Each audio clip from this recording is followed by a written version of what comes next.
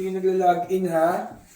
Mag-login. Registration pala dito. Mag-login dito ha? Labas ng labas ng paalam. Yes, Sige ma'am. na.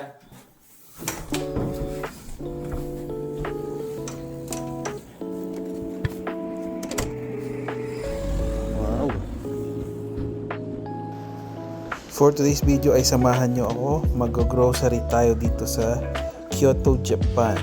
So, bilang locals ang atake. So, bibili tayo ng food ni Baby Kali and food ni Mommy Angel.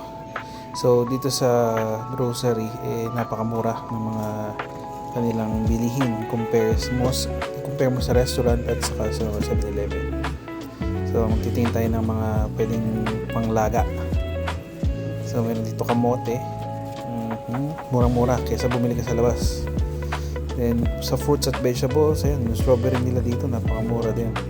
680 lang compare mo dun sa labas. Nasa 2,000 plus. So, meron sila dito mga fresh seafoods. Ayan. Kitang-kita mo, hinihiwa pa lang nila dyan bago ilagay. Tapos, ang trivia pa dito, kapag 7 PM onwards, yung mga ready pack meals nila ay nagkakaroon pa ng discount.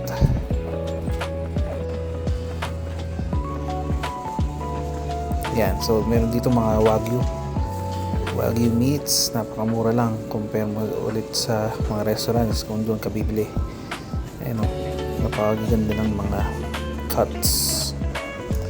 Then meron dito mga ready-made na food, mga pastry, sandwich. So kukuha tayo nyan. Napipili tayo dyang sandwich for Angel. Tapos mamaya kukuha rin tayo ng salmon for Baby Kali. Ayan. So napili natin tong sandwich. And syempre yung kanilang famous na egg sandwich, hindi rin natin yung papalampasin. Tapos meron dito mga beef fried. Tapos ito na, yung pango kay Baby Kali, ilalaga natin tong kanilang salmon. Siyempre bawal pa kay Kali ang sashimi. Yan, bawal pa sa kanya. So kailangan natin i-boil. Tapos meron din dito mga naka-ready na parang shabu-shabu set. Then pipili ka na lang ng sauce na gusto mong i-base. So ayun lang, pinamili na natin. Then balik na agad tayo ulit sa hotel or sa Airbnb natin. So ayun, napakamura lang ng nabili natin. Hindi tayo kailangan gumastos ng mahal kasi nga nasa Japan na tayo, mahal na gastos eh. Then may nadaanan tayong bakery dito. So nakabili tayo dyan kahapon ng tinapay. And balik na tayo dito sa ating Airbnb. Napakalapit lang. So konting lakad lang. Yan, yung passcode. Enter mo lang, tapos makakapasok ka na.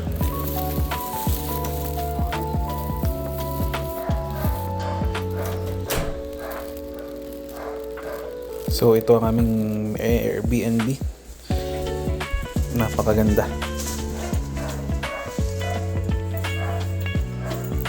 And silipin natin ang ating mag-ina kung gising na ba. Yan si Melvin. At ayun, naghihintay na. Hello. So ayun lang. Hanggang sa susunod ulit. Bye bye.